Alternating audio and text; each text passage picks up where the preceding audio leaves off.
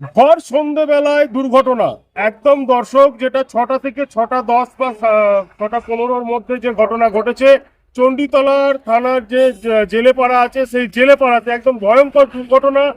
একটা বাসের সঙ্গে সাইকেল আরোহী, যেমনটা জানা যাচ্ছে যে মৃত ব্যক্তি, তার নাম হচ্ছে বেচারাম সাধু, তিনি পেশায় ডিম বিক্রেতা।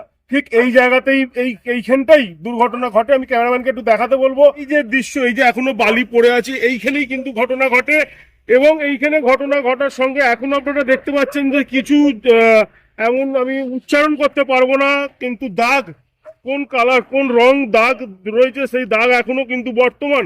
এবং যেমনটা জানা যাচ্ছে যে আজকে স্পোর্টস ছিল, সেই স্পোর্টস বড়িঘাটি স্পোর্টিং মাঠে স্পোর্টস হচ্ছিল, এবং সেই স্পোর্টস করে বাচ্চাদের নিয়ে গাড়িটা ফিরছিল, এই রাস্তা দিয়ে যাচ্ছিল, এবং যে মোড়, সেই মোড় থেকে সাইকেলটা উঠে চণ্ডীতলার দিকে যাচ্ছিল ব্যবসায়িক কাজের জন্য। এবং সেই সূত্রেই, সেই সময়তেই এই দুর্ঘটনা। আপনারা দেখতে পাচ্ছেন ভয়ঙ্কর দুর্ঘটনার কবলে কিন্তু এই স্পটেই কিন্তু তার মৃত্যু ঘটেছে, এবং এই জায়গায় তার বাড়ি। কি ঘটনা ঘটেছে পুরো চিত্রটাই আপনাদের তুলে ধরবো। কি ঘটনা ঘটেছে একটু আগে? একটু আগে বলতে আমি দোকানের ভেতর ছিল, একটা আওয়াজ হতে বেরোলো, যেন একটা সাইকেলের স্পট ডেট হয়ে পড়ে রয়েছে। ওদিকটা একটা ছোট ভলভো ছিল, মনে হচ্ছে ওই মেরেছে। আর ড্রাইভার পালিয়েছে, তারপর তো সব হয়ে গেছে। ছোট বাস, 4 টাকা ভলভো বলতো। ওই ট্রাভেলার মতন যেগুলো হ্যাঁ, ছোট। হ্যাঁ। ওই গাড়িটা কোথা থেকে, কোন দিক থেকে আসছিল? চণ্ডীতলার দিক থেকে। তলার দিক থেকে জনার দিকে যাবে। আর এই যার হয়েছে, এনার বাড়ি কোথায়? এনার বাড়ি এই আমাদের পেছনে কলুপাড়ায় বাড়ি। ইনি বোধ হয় তলার দিকেই ছিল। কি নাম জানেন ওনার? ব্যবসা সাধুকা, আর কি ব্যবসা করে? ডিমের। আর কটা নাগাদ হয়েছে সন্ধ্যাবেলা? তোমাদের কটা বাজে? কটা নাগাদ ঘটনা ঘটেছে? ওই 6টা 10 নাগাদ ধরুন। 6টা 10 নাগাদ। 10-15 হবে। আর ওই কি, ওই সামনের চাকায় না পেছনের চাকায় এইটা তো আমি বলতে পারবো না। আর কিরম মানে আপনি দেখলেন কি, বেরিয়ে দেখলেন যে? আমি বেরিয়ে দেখলাম সাইকেল উপর পড়ে আছে, মাথার ভিলু ভিলু সব বেরিয়ে গেছে। বাসটা আগে গিয়ে দাঁড়িয়ে আছে, বাসের ড্রাইভার পালাতে। বাসের ড্রাইভার কি পালিয়ে গিয়েছিল? প্যাসেঞ্জার ছিল, বাচ্চা বাচ্চা সব ছিল। আহ, পুলিশ কতক্ষণ আগে এলো?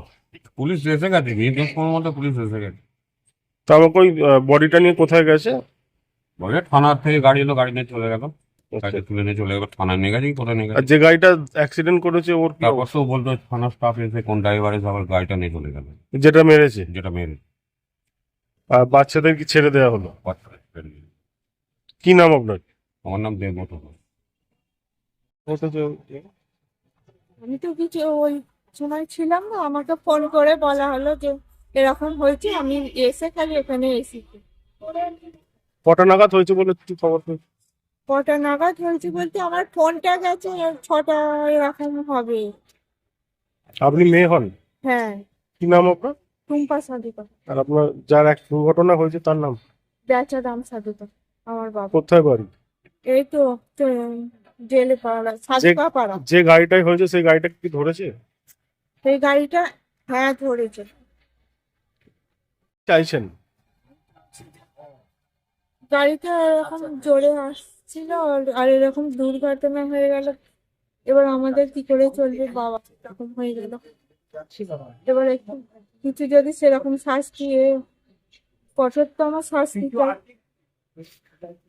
ঠিক আছে। তারপরে সত্যি ছেলে মেয়েদের ড্রাইভার বাস ছেড়ে পালিয়ে যাও, ছেলে মেয়েদের জন্য একটু আতঙ্ক সৃষ্টি হয়েছিল। স্বাভাবিকভাবে মাস্টারমশাইটা বিশাল হয় বুঝলেন, কিন্তু এলাকার প্রত্যেকটি মানুষের সহযোগিতায়, সহমর্মিতায় এবং সঙ্গে সঙ্গে আমার পঞ্চায়েত সমিতির কর্মাধ্যক্ষ প্রবীণ ঘোষ ঘটনাস্থলে নিয়ে পৌঁছান, এবং স্কুলের মাস্টারমশাইরা যারা দায়িত্ব পারবেন, আমি ঘটনাস্থলে রাস্তায় ফোনে যোগাযোগ করি, আমিও ঘটনাস্থলে গিয়ে পৌঁছাই। তারপরে আমাদের এই টোটো অ্যাসোসিয়েশন থেকে একাধিক টোটো সেখানে পৌঁছায়।